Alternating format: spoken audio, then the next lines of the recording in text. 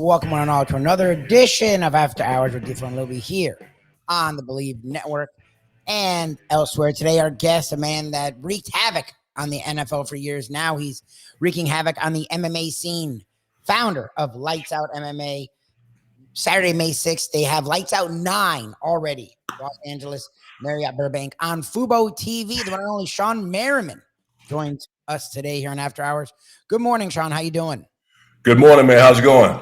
It's going well. It's going well. I definitely would love to get to a little bit of NFL chatter because as I follow your Twitter, you still keep your eye and ear toward the world of the NFL. But I do want to talk a little MMA as this is Lights Out 9. We talked with you before Lights Out 8, which was a big success. Your real first foray into full-on integration with Fubo TV and all that Fubo TV brings. We've now moved on to Lights Out 9. What can people expect Saturday, May 6th? Well, yeah, you're right. Saturday, May 6th in Los Angeles, we got Lights Out Extreme Fighting 9. Anybody in the LA area, May 6th, you can get your tickets at lightsoutxf.com. And if you can't watch it there, watch us on Fubo TV, Fubo Sports. This is our biggest card yet, man. And, it's kind of crazy because we've already, sold out of all of our GAs, half of our cage, and we still got a few weeks before the fight. But we got some guys in this card, man, some young up-and-coming superstars that I'm hoping that to keep, for another couple fights, but I know some of these guys are probably going to tinker off and get contracts with the UFC. But I am excited that they plan on taking a few fights with us, with Lights Out Extreme Fighting first before they, continue on with their careers. All righty. So how has it been for you as because that's what your nickname was, is Lights Out, because you brought the passion, you brought the fire. How do you sit there watching from the sidelines? I know you've dabbled in MMA. Have you ever thought about getting in the octagon? I do all the time. I think about it, for one, for me, it's great to train, right? I love to be around the guys. If you talk to any former athlete, the first thing they'll always tell you is they miss the locker room, right? They miss being around the guys. So personally, I love to be around, the fighters, both the men and women, because they go back and forth with each other. They're just like, they always compete, and I love to be in the gym. I still train. Actually, when we get off, I'm going to go get me a couple rounds in a heavy bag and hit the mitts. And so I still love being around the sport. But on the flip side of it, because I was fortunate enough to build up a big enough platform, me personally, I get a chance to get behind these guys and promote them.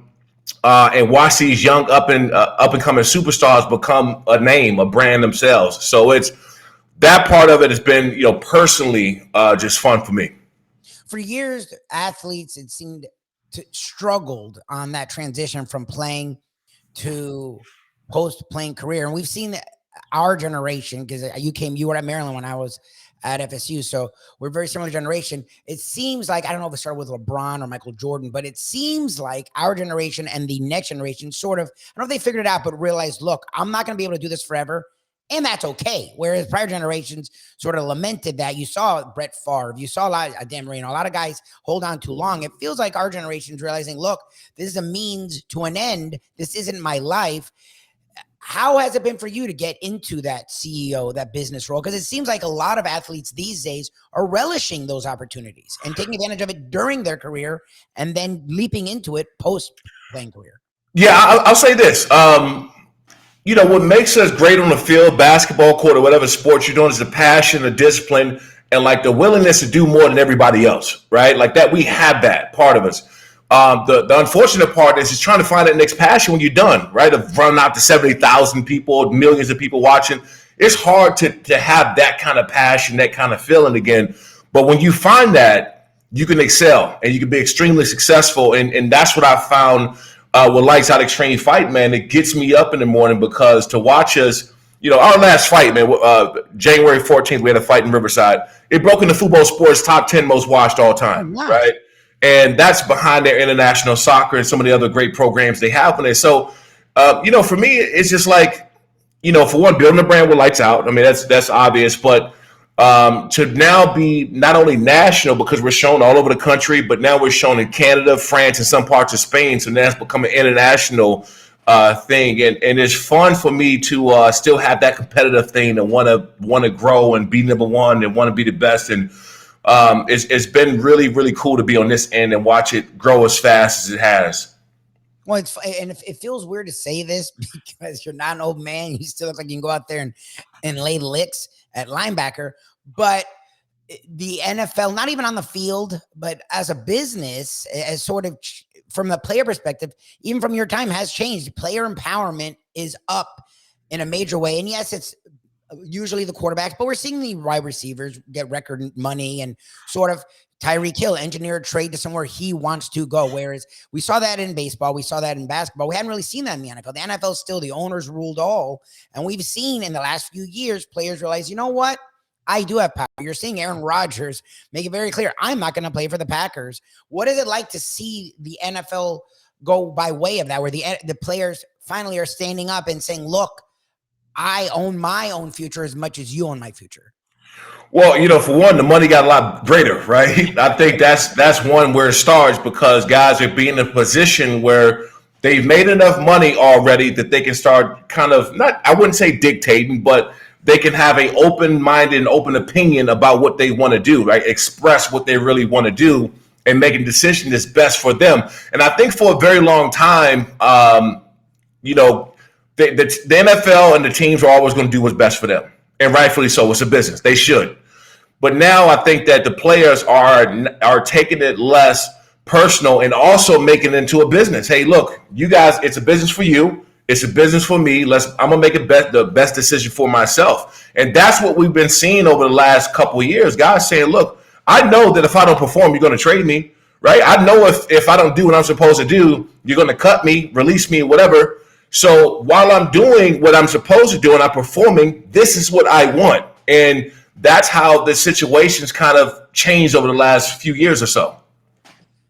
And we always find this, and not always, you see this a lot more in the NBA throughout the years. You've heard of stars getting coaches fired, stars more recently wanting to be the pseudo GM. And you hear this all the time with LeBron James, and even going back to Magic Johnson. Supposedly he was a lot highly involved in getting Pat Riley to be the head coach. That's the conspiracy theories. As a player, and you were a star for the Chargers for years and elsewhere, how involved would you want to be? Because to me, I understand an organization being smart and going to your star players. But as a player, do you really want to be in control of personnel? Because to me, you have enough on your plate by playing the dang game. No, look, guys would love to be in control of everything, but you got to watch what you ask for, right? Yes. It's almost, and I made this joke again with somebody the other day about being the boss, being the owner of the company, and because they said, "Oh man, you own Lights Out and you're doing this." I said, "Listen, it all looks good from the outside, but do you really want the pressures of, hey, if this thing is not successful, it's your fault?" That's a completely different situation to be in, and everybody wants to be in that situation until it's time to pay the consequences if it doesn't work out. So, yeah, you have, especially in the NBA. The NBA it's been like that for a very long time. I do not think that the NFL will ever get to that standpoint, to that point where a guy or a player is dictating personnel, or who they want in there, who they don't. Now, you can lobby for guys, right? If you're a quarterback, you're going to lobby for a wide receiver. You might lobby for offensive linemen or whatever. You might lobby for guys, but I don't believe there ever will be a point in the NFL where a player is choosing or have some kind of control over personnel. Talking with the one and only Shawne Merriman. Lights Out 9, Saturday, May 6th. Fubo TV, LA. Marriott, that would be Los Angeles. Marriott Burbank.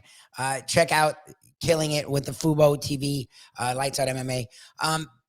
When you look at we talked about I brought up Aaron Rodgers, but when you look at what's going on with Lamar Jackson, look, you're now a businessman. You know about having the right people around you. You throughout your career, when you had no post-career stall, you handled things the right way during your career to the point where you were successful during and after.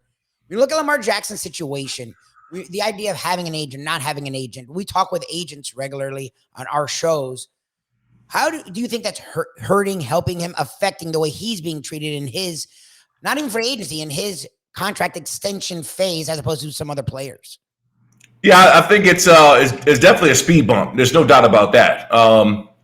And, you look at Jalen Hurts' contract and what he just got the other day. And so now that's what Lamar Jackson was waiting for. Lamar Jackson was waiting for him because at first he was basing it on Deshaun Watson's contract. So now things become a little bit more clear than it was before. Now, he's still going to have a little bit of an uphill battle because they're going to bring on the injuries. They're going to bring on longevity. They're going to say all those things. And that's what they do in contract negotiations. I've been there. But the flip side of that is things are a lot more clear right now than it was 2 or 3 weeks ago for Lamar Jackson. I said this. I said that, agent was a big part of him not having a deal. But maybe the whole tactic was that, hey, let's see what Jalen Hurts get, right? Let's see what Justin Herbert get. Let's see what Joe Burrow get. Yeah. And then let's base it off of that. And then we just slide it right in between there. I still do believe that he would be in a better situation with an agent. But at the same time, it's the picture for Lamar Jackson is getting a lot clearer at this point. The picture will be very clear Saturday, May 6th at the Los Angeles Marriott Burbank on Fubo TV. Again, if people want to check out what's going on with Lights Out Entertainment, Lights Out 9, how can people do that? And what else do you have working in the future with the Lights Out world? Yeah, man, we, again, May 6th, if you're in LA, you're watching this and you're in LA, May 6th, check us out, lightsoutxf.com. We still got some cage side seats left. I think all the general admission and the regular tickets are gone. Going to be a big show. You want to see these guys because a lot of them are going to turn out to be big superstars, and you get to see them up close and personal for this fight. Going forward, man, we got a big fight coming up. Working on a deal now, June 24th and July 22nd in San Diego, if we can pull that off. So things are rolling, things are moving, man. And, we just look to grow and find the best up-and-coming talent there is in the sport. That's what it is for me, and it's always have been. Obviously, having Fubo TV and Fubo Sports as a partner helps us out because now we can be seen everywhere. We look to climb in that top 5 range at some point in time. The one and only Mr. Lights Out himself, Shawne Merriman. Appreciate your time. Good luck with Lights Out 9, and look forward to talking to you again soon, my friend. You got it, man. Thanks. Appreciate it. Thank you. Again, Shawne Merriman, all pro in the NFL, a guy that knows that game, knows how to talk about that game. I enjoy talking NFL with him, but he's learning his way through the MMA world.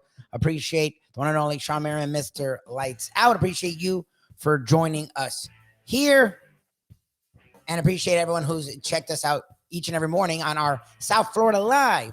Do that from 7 to 9, Defo and myself, talking all things sports. Yeah, we focus on the South Florida area, but we talk about all things sports. You can also check us out on the 5 Reasons Sports Network. And right here, our home for our more nationally influenced topics.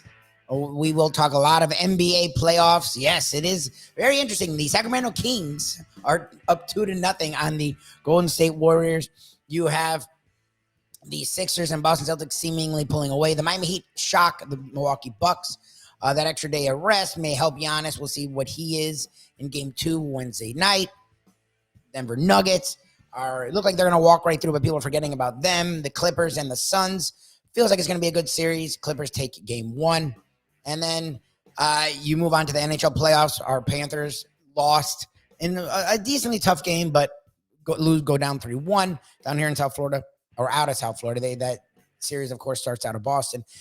The rest of the NHL playoffs have been very interesting. So we're going to talk a lot about NHL. We got playoff fever, as Defo's been saying. So appreciate you checking us again. Check out more of what we have here. No matter what's going on, whether your Heat are up 1-0 or your Bucks are down 0-1, no matter what, you got to believe.